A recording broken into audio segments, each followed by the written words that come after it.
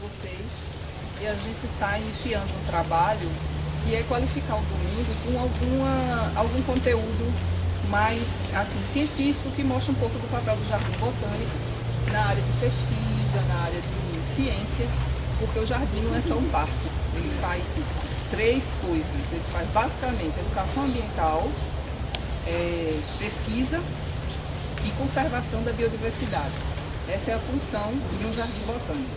E aí a gente tem hoje a presença de Ana Cristina Rodão, que é presidente da Fundação Pau Brasil, que vem fazendo, o pai dela iniciou um trabalho maravilhoso de conservação do pau Brasil, e aí ela vai explicar para a gente a riqueza dessa madeira, a riqueza dessa árvore e todo o conteúdo. Ana Cristina, com vocês. Obrigada. Bom dia, minha gente. Como Zenaide disse, eu sou da Fundação Nacional Pau Brasil, que foi criada pelo professor Roldão Siqueira Campos, que era conhecido como apóstolo do Pau Brasil. Esse senhor era professor de História e Geografia e descobriu que o Pau Brasil estava em estudo. E daí ele não se conformava que uma árvore que deu nome à pátria, que deu nome aos brasileiros, que é a única árvore no mundo que deu nome a uma nação, desaparecesse e ninguém tivesse mais conhecimento físico da planta. Por quê? Por que ela desapareceu? Durante 375 anos, ininterruptos, os portugueses tiraram o pau-brasil deste solo. Durante 375 anos, eles conseguiram tirar mais de 70 milhões de árvores de pau-brasil daqui. Mas por que essa planta era tão cobiçada? Por que essa gana por essa planta? Porque antigamente as anilinas para tingir roupa só existiam de origem animal ou vegetal. Não existiam essas anilinas, a gente vai numa lojinha e compra.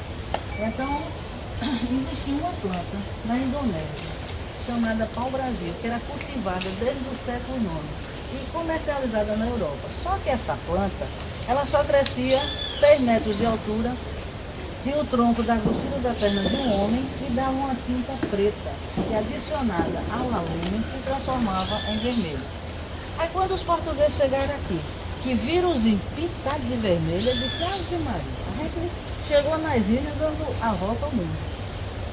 E aí, através de mímica, conseguiram conversar e viram a árvore imensa, que chega a mais de entre 30 e 40 metros de altura, e que algumas com diâmetro de 1,5 m. Segundo o historiador Jean de Lery, tinha árvores aqui que 3 homens de mão dada não conseguiam abarcar.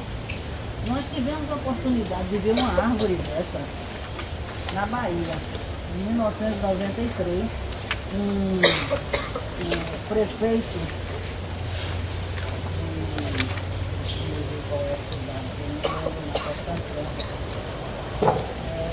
Vitória da Conquista. Ele mandou nos chamar para tentar identificar umas árvores que tinham na mata. E nós identificamos as 13 árvores dessas. E aqui tem 3 pessoas de mão dada, mas não de mão estirada. As mãos mais juntas, mas ao redor dessa árvore. Então nós estimamos que essa árvore tinha cerca de 500. Chegava só no banheiro, os outros passos. E aí, os portugueses, quando viram essa planta, já mandaram para a Europa, no primeiro navio que foi avisado do Manuel da descoberta dessa terra, muitas histórias de pau-brasil. Por quê? Por que essa vontade tanto de ter essa corante vermelha? Porque só quem usava vermelho naquela época era a nobreza. Eram os reis, rainhas, duques, duquesas, o papa, os arcebispos. Se vocês assistirem filmes históricos, vocês vão ver aqueles reis, o papa com aquelas capas imensas, vermelhas, rubras, que era de tinta de pau-brasil. E vocês sabem que quem comanda é o pessoal que tem a situação financeira maior. Não é? Então, por isso, eles ficaram nessa loucura de tirar pau-brasil daqui cada vez mais. A ponto de o rei dizer logo: ó, é monopólio da coroa. Vocês sabem que, por exemplo, petróleo. Se vocês acharem petróleo na terra de vocês não vão poder explorar. quem explora é quem? O governo brasileiro, né? Através da Petrobras ou de quem quer que seja. E naquela época só podia tirar para o Brasil quem fosse autorizado pelo rei. É tanto que as pessoas que entravam nas matas para cortar o pau-brasil eram chamadas de brasileiros. Porque as pessoas que nasciam aqui recebiam o nome, o adjetivo pátrio do local onde nasceu. Se nascesse em Pernambuco, era o quê? Se nascesse em Alagoas, alagoano, Bahia, baiano, e por aí. Só em 1800, meados de 1860 em diante, é que quem nascesse aqui recebia o nome de brasileiro. Então, essa árvore denominou ao país e ao seu povo. E é a única árvore no mundo que batizou a nação. Porque você tem algumas nações com nome de animais, mas de planta, só o Brasil. Vocês, por acaso, conhecem algum país com nome de planta? E de animal? Ontem parece que jogou um país aí, que é exatamente. Tem um vizinho aqui que no Natal a gente gosta de fazer ele assado de bom danado. O Peru, exatamente. Então, se você procurar no mundo, você vai encontrar muitos países com nome de animal, mas de planta não. E no Brasil nós temos muitos municípios com nome de planta. Aqui em Pernambuco mesmo nós temos muitos municípios com nome de planta. Ameixa, tem Jatobá, tem alguns municípios por aí com nome de Limoeiro, Timbaúba. Timbaúba vem de uma planta chamada timboúva, ou cabreúva, ou orelha de macaco. Eu soube disso quando eu estive por lá para plantar. Então o Brasil, parece que vamos fazer a gente correr daqui. Agora mesmo. Acho melhor a gente se embora para o auditório. Vamos para lá, a gente se transfere bem rapidinho. Tem aberto lá. Então, ele começou a questionar por quê? Por que uma planta que deu nome ao país, passou 375 anos sendo explorada, pagou parte da nossa dívida externa com a Inglaterra, deu nome ao país e ao seu povo, por que essa planta era tão esquecida? Por que essa raiva que ninguém conhecia o Brasil, ninguém sabia dela? Era tanto que ele começou a ir para um parque do 13 de maio, lá perto da a faculdade de Direito.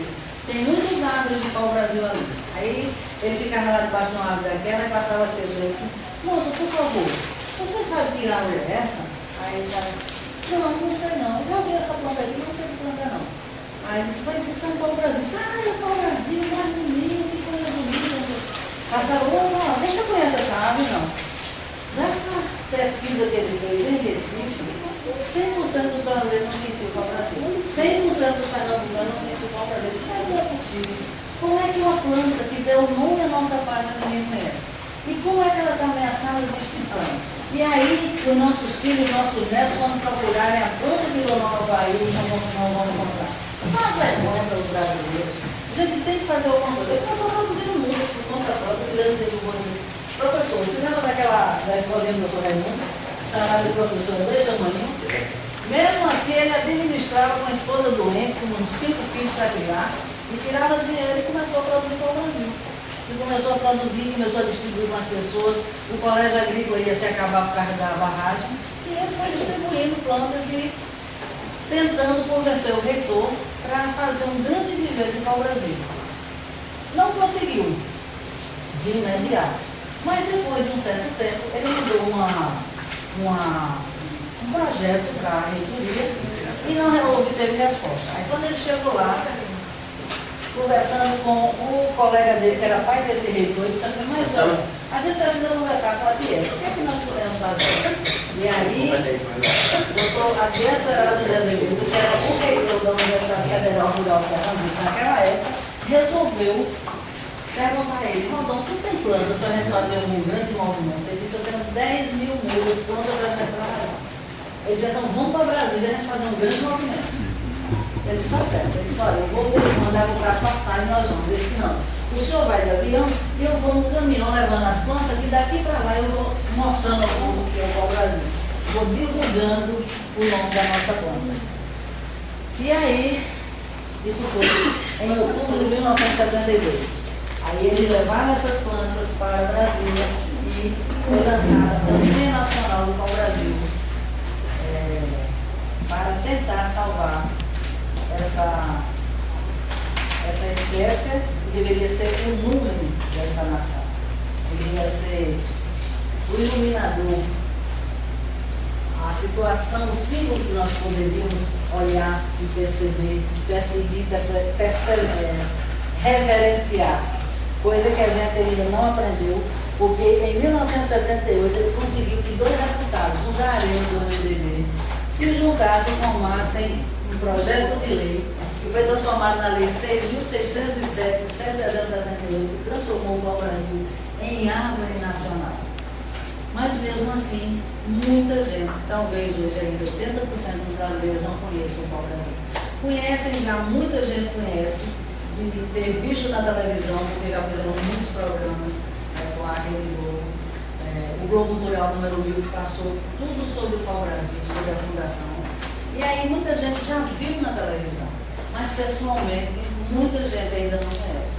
É por isso que a gente diz, se você plantar um pau-brasil, se você tiver a oportunidade de participar de algum movimento de plantio, também participe de um movimento de identificação. Uma plaquinha, só com o nome Pau-Brasil, Árvore Nacional e a lei, e aí você vai ajudar e contribuir muito com isso. Mas voltando para aqueles portugueses, para vocês terem ideia da importância que era esse corante naquela época, deixa eu mostrar para vocês, olha só, vê que cor linda que ele dá. Isso é espontâneo.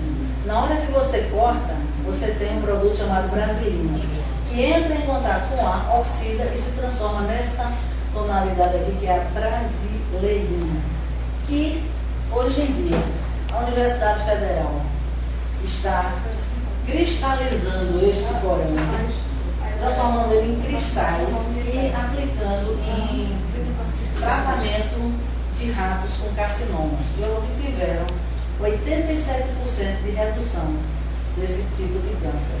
Né? Então, quem sabe ele não é uma promessa para o futuro.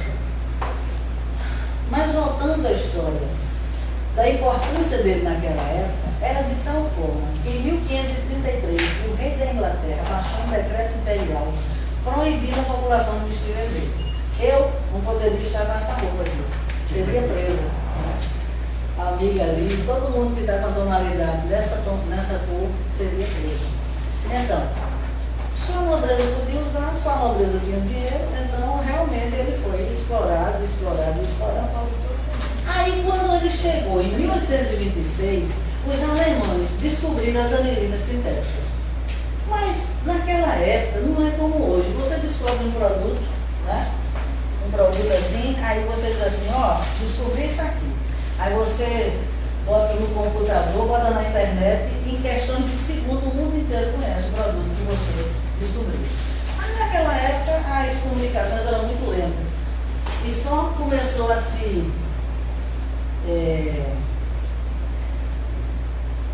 sedimentar-se no comércio a partir de 1850. Quer dizer, 26 para 1850 tem aí 24 anos, né?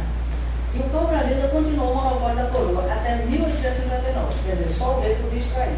Só o rei podia dizer quem tirava o pau-brasil e para onde ia o dinheiro, esse dinheiro que era obtido com a venda desse produto. Mas aí, vê só, na hora que descobre a anilina sintética, o pau-brasil está livre, ninguém precisa mais me matar, né? Porque para tirar o corante tem que cortar a planta. Então, o que acontece? Aí um francês lá, no Porto de Marselha, chamado François Court, e descobre, ele fazia arte de violino. Mas naquela época, os arcos de violino eram feitos arco de índio, era côncavo, né? E aí, minha gente, começaram a aumentar os teatros. E as pessoas que estavam lá embaixo não conseguiam ouvir, a acústica era péssima.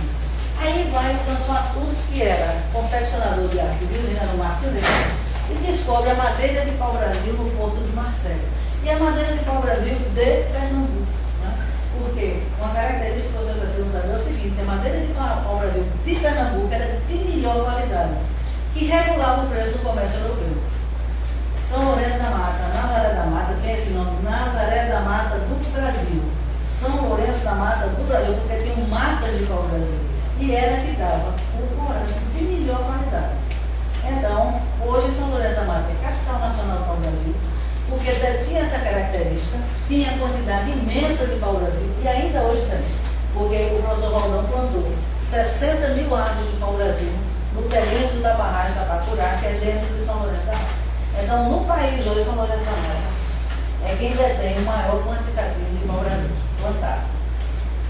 Então, aí François Turti vai e descobre essa madeira, que tem fibras grandes e retas e que no ponto de aquecimento, uma ponta toca na outra, segundo os luthiers, né?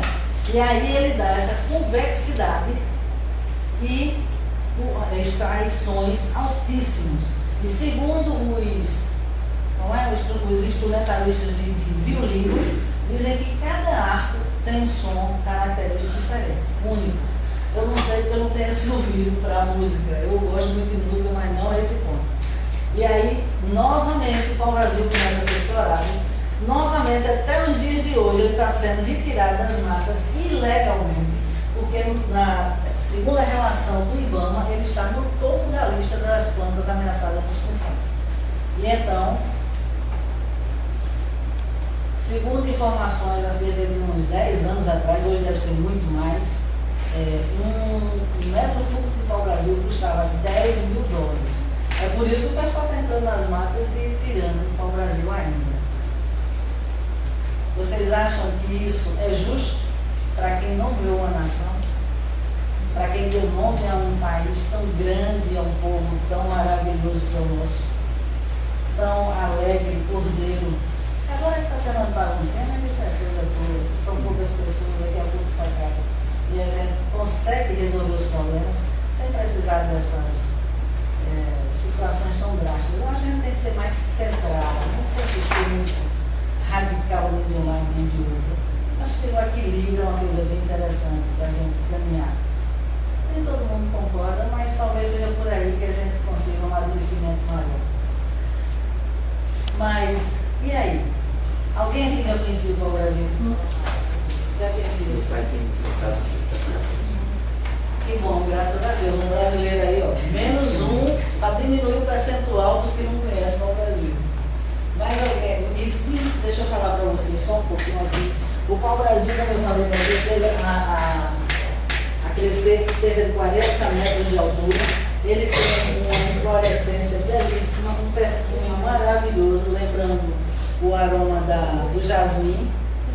E cada inflorescência dele tem cerca de 50 flores. Aqueles cachos de pau-brasil, ele tem um aroma muito, muito bom. E quem sabe aí algum desses laboratórios que fazem perfume não descobre o pau-brasil e façam aí alguma coisa. Ele tem a folhinha tipo composta, né, com folhulos alternos de um lado e de outro, e tem a vagem totalmente coberta de pelos. Deixa eu mostrar aqui para vocês. Pelos não, espinho. Se você pega, quando eu sempre digo para as pessoas, toma cuidado, quando você convida alguém para a sua casa, o pessoal, eu quero plantar um pau-brasil na minha casa e tal, mas eu sempre digo, olha, toma cuidado, porque às vezes eu convido um cara para a casa da gente, ele não sabe como é o comportamento dele. Aí ele chega em casa, já bota os pés em cima do centro, já vai na tua geladeira para tomar uma aguinha.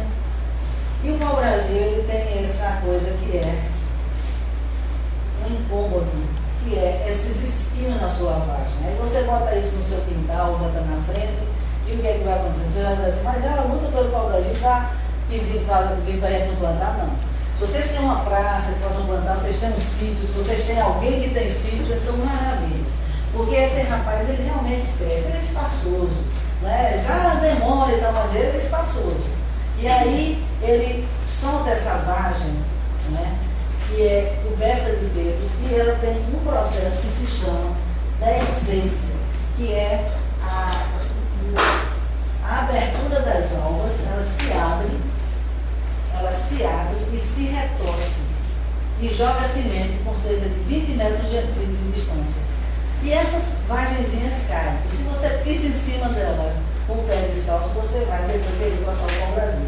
Então, para que você depois não queira cortar o pau-brasil, eu prefiro que vocês já saiam dessa situação e não queiram plantar junto de um local que vai incomodar vocês.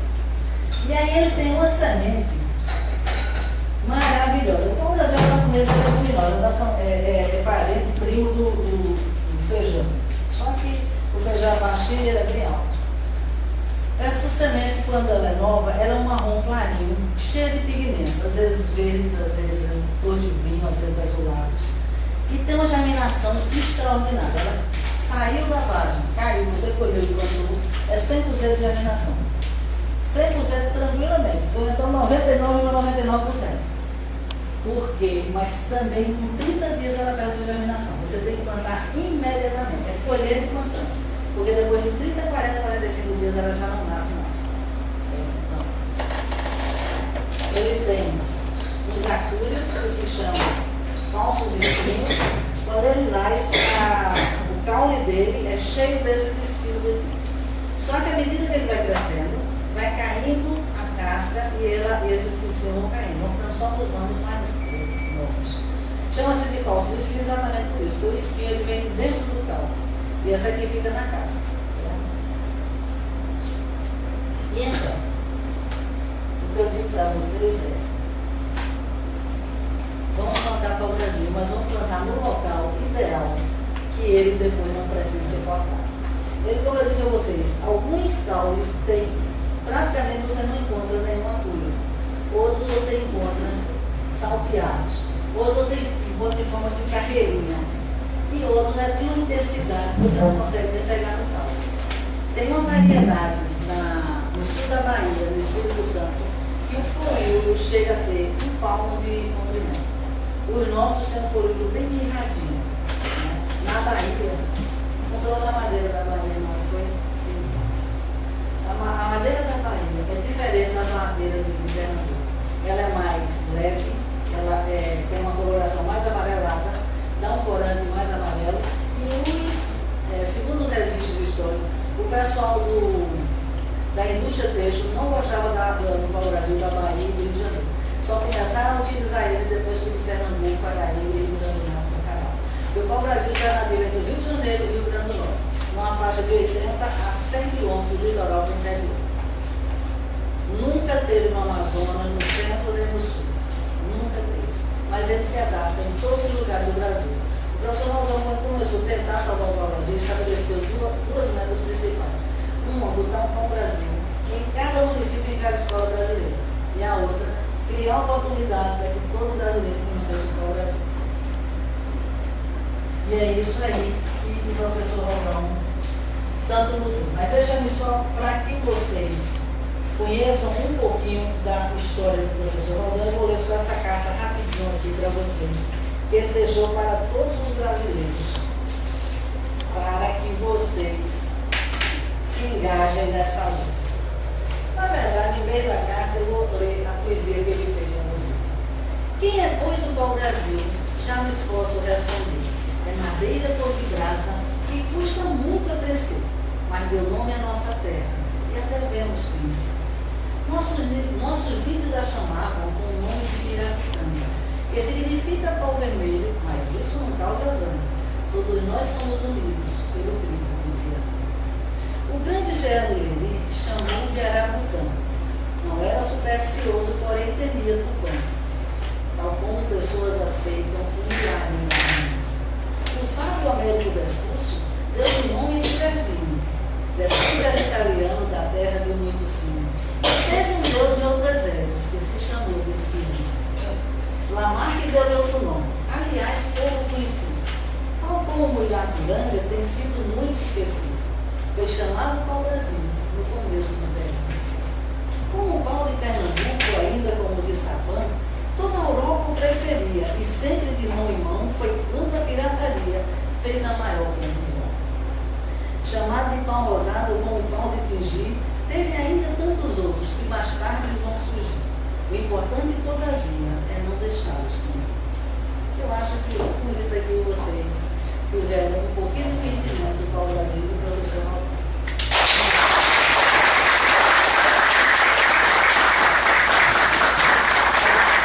Se tiver alguma pergunta, quiser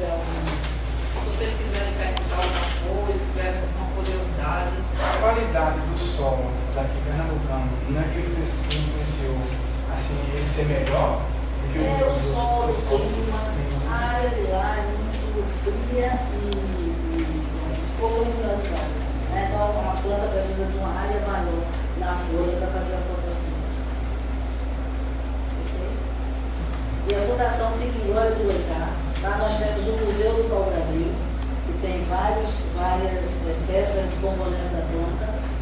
Tem o roteiro História Geográfica Cultural, que é uma área de 115 metros que você caminha.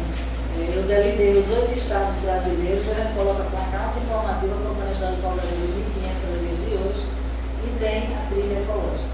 Fica a 57 quilômetros de Recife. 2934.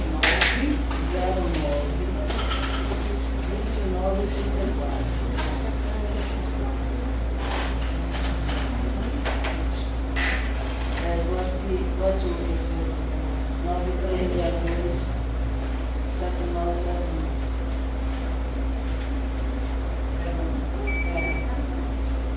Deixa eu dar uma ali. 85430390. 85430390. Qualquer um desses caras vocês assinam a gente. Quando vocês forem implantar, façam uma corda de pelo menos 40 centímetros de profundidade e raspem o solo e botem com esterco de curral. Pode ser de cocô de boi, pode ser de minhoca, compostagem, matéria orgânica. Aí vocês, como isso aqui é plástico, né, é um plástico rígido, corta essa área daqui com cuidado para não desmanchar o torrão que protege a raiz. E só plantem até a altura onde tem terra protegendo a raiz. Porque se você botar terra no caule, aí você causa atrofia. Ela não morre, mas também não cresce. Aí o pessoal diz, é por isso que o pau-brasil não cresce, demora a crescer. Se for terreno pedregoso e se você botar terra no caule, aí causa atrofia. Certo? E aí você irrigando 2 vezes por semana no tempo de estiagem, você tem um crescimento de quase 1 metro por ano. Se tiver os cuidados normais. Isso é como um bebê, uma criança. Já tem que tomar cuidado com ele enquanto ele está se desenvolvendo. Ok? Muito obrigado. Bom domingo. Aproveitem o jardim.